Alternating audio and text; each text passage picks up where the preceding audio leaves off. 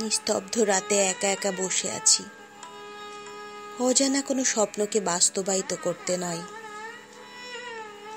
এখন আর আমি কল্পলোকে ভাসি না। তবে কেন এ জেগে থাকা? তবে কি তা অজানা কোনো প্রাপ্তিতে পূর্ণতা পাবার আশায়? না, সেটা তো ঠিক নয়। নির্জন রাতে উঠানে বসে যখন চাঁদ দেখি, তখন মনে হয় যদি আকাশের ওই চাঁদটা আমার কপালের টিপ হতো। তাকে নিয়ে কত স্বপ্ন দেখেছি, চাঁদটাকে নানান রকম রং দিয়েছি।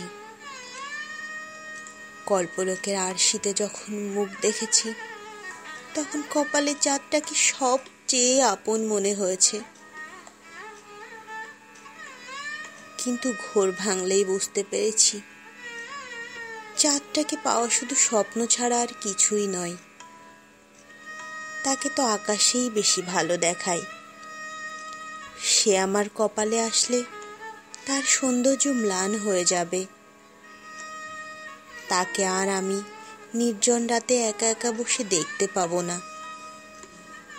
তখন সে প্রাপ্তিতে কোনো সুখ থাকবে না।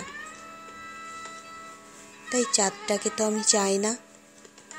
তবে কেন কেন আমার রাত জেগে থাকা? আমি তো আর চাঁদটাকে নিয়ে কোনো স্বপ্ন দেখি না, কোনো কল্পনাও করি না। যাকে যেখানে মানায় তাকে তো সেখানেই রাখা উচিত। তবে নিস্তব্ধ রাত যত আঁধারই হোক, আমি রাতের অন্ধকার চাই।